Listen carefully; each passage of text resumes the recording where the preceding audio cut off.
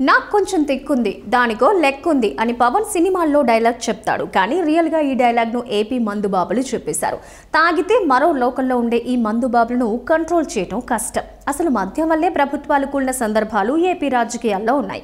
మద్యపాన నిషేధంతో సీఎం అయిన ఎన్టీఆర్, ఆ తర్వాత మద్యంతోనే అధికారం చేపట్టిన చంద్రబాబు చరిత్ర ఇప్పటికీ మన కళ్ల ముందే ఉంది. అయితే ఏపీలో మందుబాబులకు కోపం వచ్చేసింది. గెలిచి ఇన్ని రోజులైనా బ్రాండెడ్ మద్యం సరఫరా చేయని చంద్రబాబును మందుబాబులు టార్గెట్ చేశారు. చెడా మడా కొట్టేశారు. సాధారణంగా కుక్క కాటుకు చెప్పు దెబ్బ అంటారు. కానీ అలవి కాని హామీలతో గద్దెనెక్కిన చంద్రబాబు ఇప్పుడు వాటిని తీర్చలేక తన దగ్గర డబ్బులు లేక ఢిల్లీ పయనమయ్యాడు. కనీసం అధికారంలోకి రాగానే నాణ్యమైన మద్యం అందిస్తారని, మెరుగైన బ్రాండ్లు వెంటనే తెస్తారన్న హామీ కూడా చంద్రబాబు నెరవేర్చలేదు. దీంతో ఒళ్ళు మండిన స్థానిక వ్యక్తులు చంద్రబాబు తెలుగుదేశం పోస్టర్పై చెప్పులతో దాడి చేశారు. నమ్మించి మోసం చేశాడని, గెలిచాక హామీలు నెరవేర్చుతాడనుకుంటే మోసపోయామంటూ చెప్పులతో దాడి చేసిన వీడియో ఒకటి వైరల్ అవుతోంది. చూస్తుంటే వీరంతా వైన్ షాప్ ముందు నాసిరకం మద్యం చూసి, ధరల మోత చూసి ఇలా చంద్రబాబును చెప్పులతో కొడుతున్నట్టుగా వీడియో ఉంది. ఎక్కడ జరిగిందో ఎప్పుడు జరిగిందో కానీ ప్రస్తుతం ఈ వీడియో వైరల్ అవుతోంది.